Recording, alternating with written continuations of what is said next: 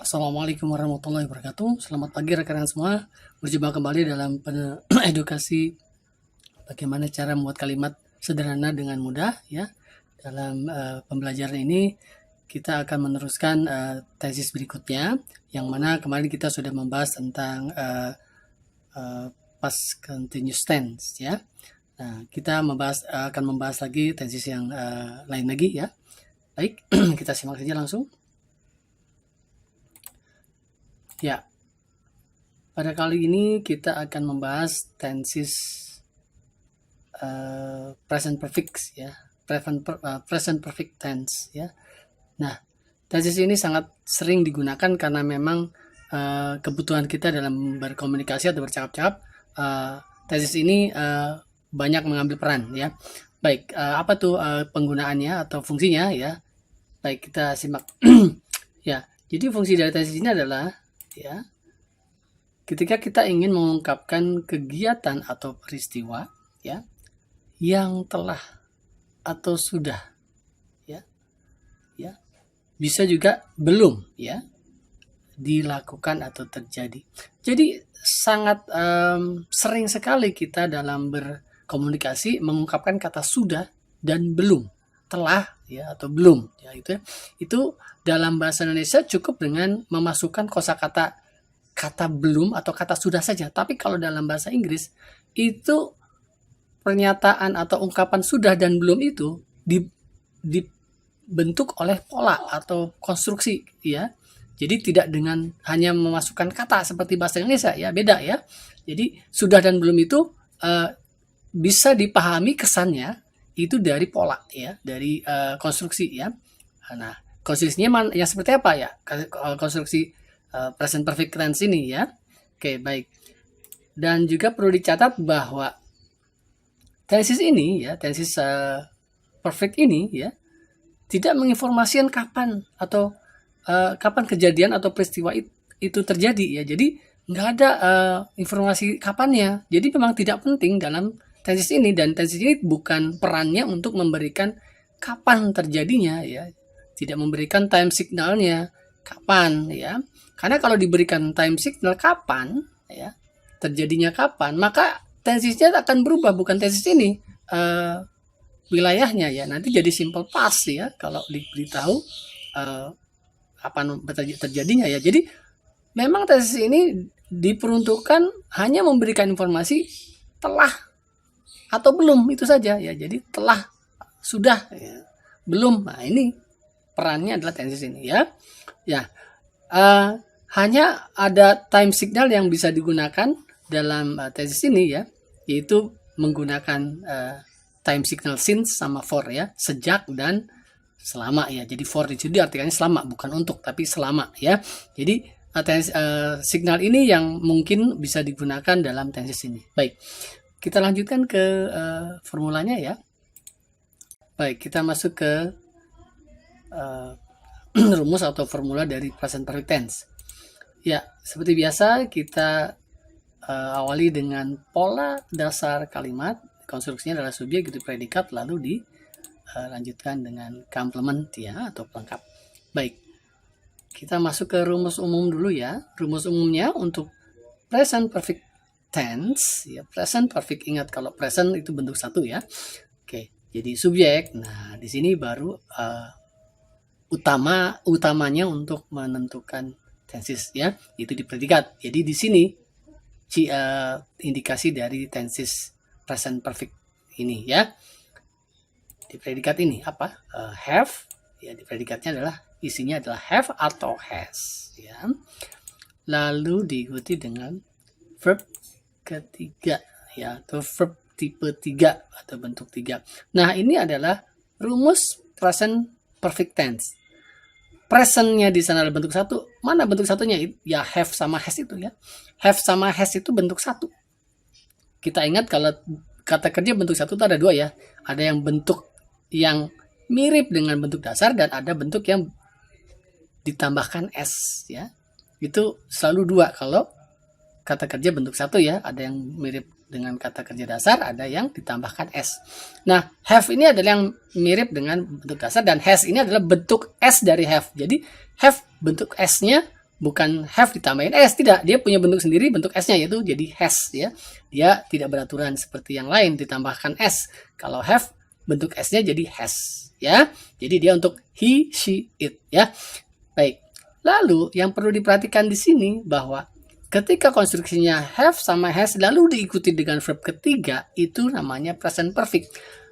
Maka have sama has-nya itu dia bukan kata kerja asli, maksud saya bukan kata kerja yang dimaknai asli yang orang kebanyakan memaknainya sebagai mempunyai atau memiliki, tidak. Jadi ini atribut ya, atribut atau kelengkapan untuk membentuk sebuah tenses yang namanya present perfect tense ya. Jadi jangan diartikan mempunyai ya, have some di sana ya, karena diikuti dengan verb ketiga. Ini sudah jadi baku sebagai rumus konstruksi dari present perfect tense, begitu ya. Baik, lalu dilanjutkan dengan complement ya, dari subjek predikat complement tersebut ya. Jadi sudah lengkap, subjeknya ada, predikatnya sudah ada, complementnya sudah ada ya, seperti ini kalimat yang sederhana. Baik, lalu kita masuk ke pola kalimat yang pertama, yaitu yang nominal ya. Yang nominal itu gimana? Kita lihat ketika subjek lalu diikuti dengan have dan has karena ingin membentuk present perfect kalimat itu. Nah, mestinya diikuti dengan verb ketiga ya. Ternyata verb ketiganya tidak ada, malah yang muncul adalah non-verb. Otomatis non-verb itu tidak bisa masuk ke kamarnya verb 3, tidak bisa. Dia jadi masuknya ke slot complement ya, tidak bisa masuk ke verb 3 situ ya, karena dia non verb bukan kata kerja ya.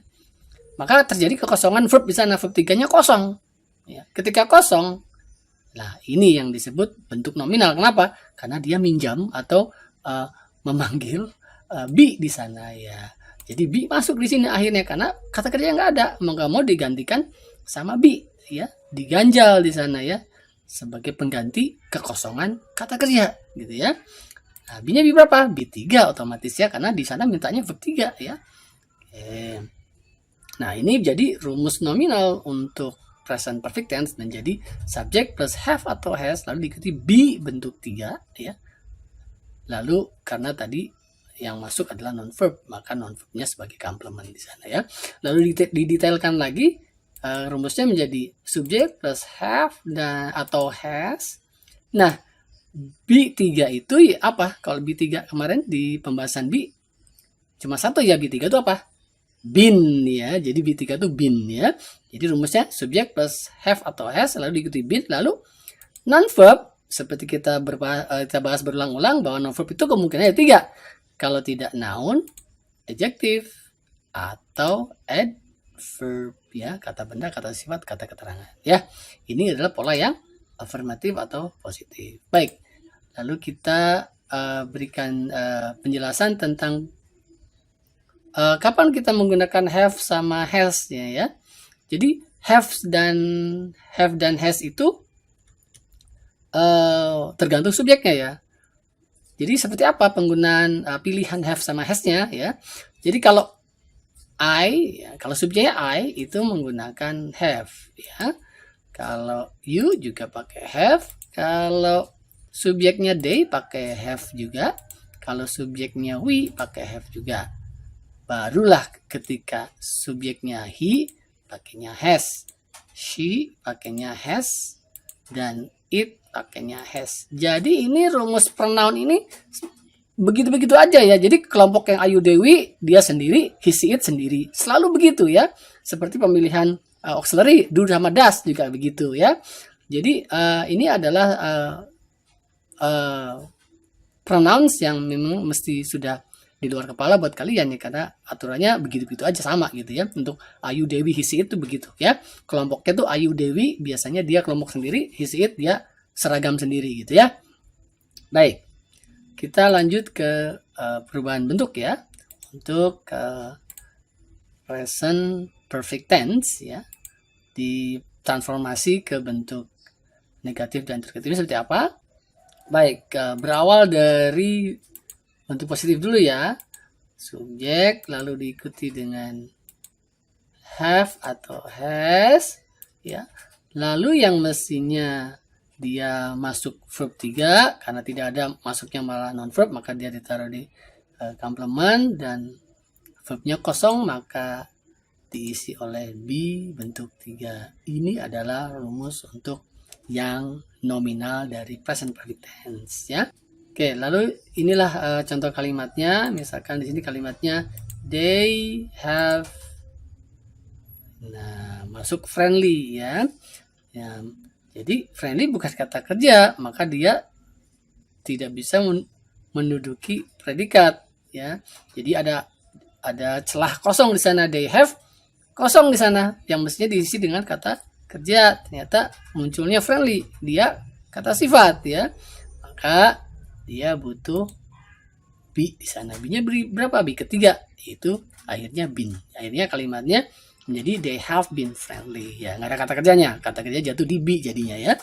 Jadi artinya mereka sudah ramah, mereka telah ramah, ya. Begitu, ya. Oke, ya.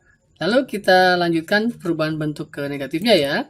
Jadi diawali dengan subjek, lalu diikuti dengan have dan has seperti yang positif di atas.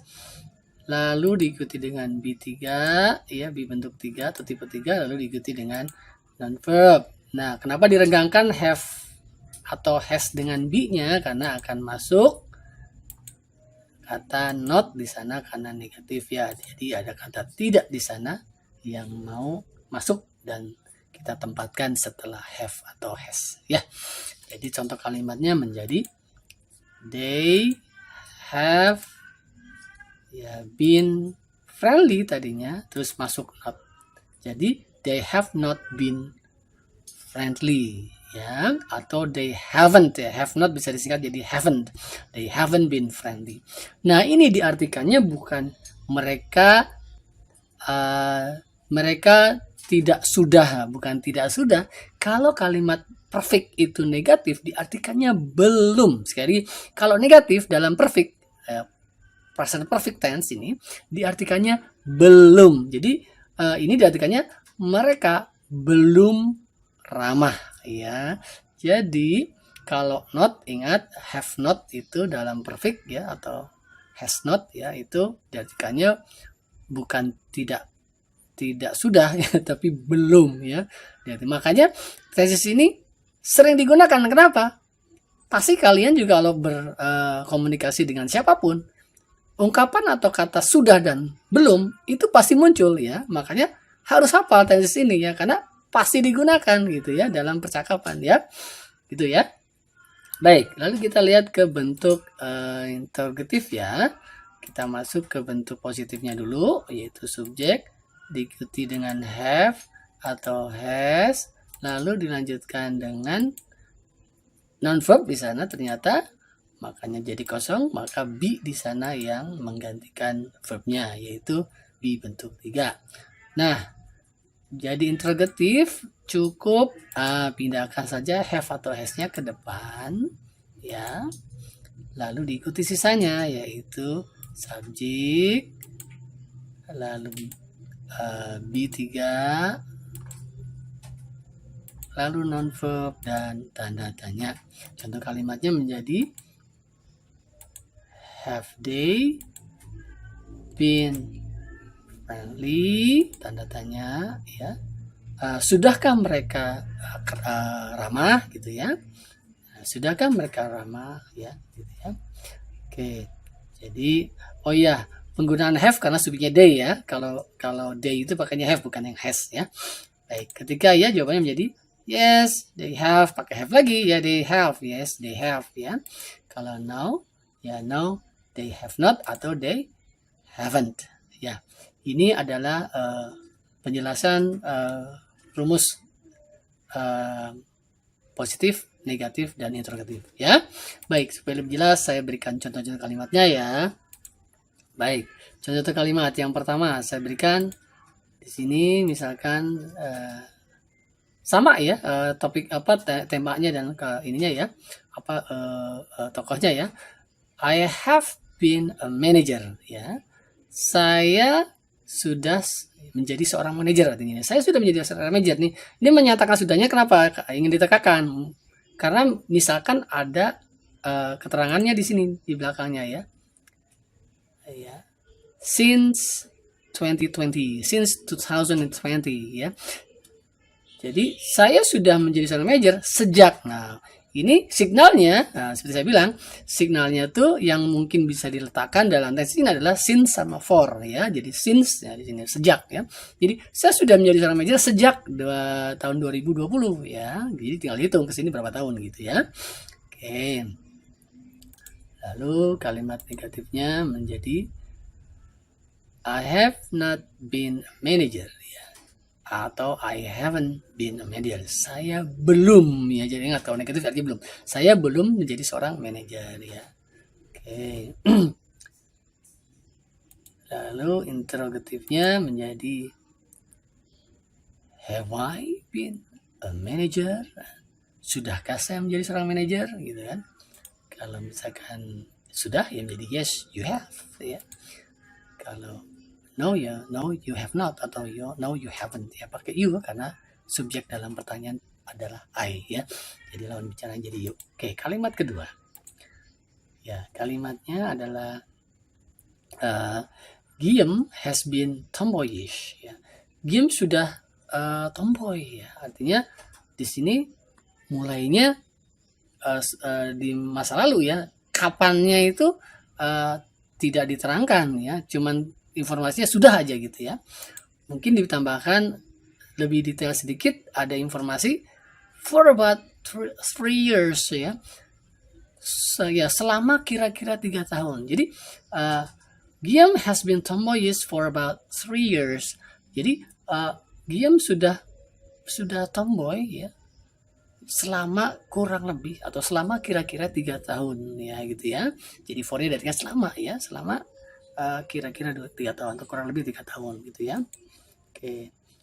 Kalimat negatifnya menjadi Guillaume has not been tomboyish atau Guillaume belum menjadi tomboy ya. Jadi belum ya. Oke. Lalu interrogatifnya kedepankan saja. Has-nya menjadi has Guillaume been tomboyish ya. Sudahkah Guillaume menjadi tomboy gitu kan? Ketika iya menjadi yes, she has ya.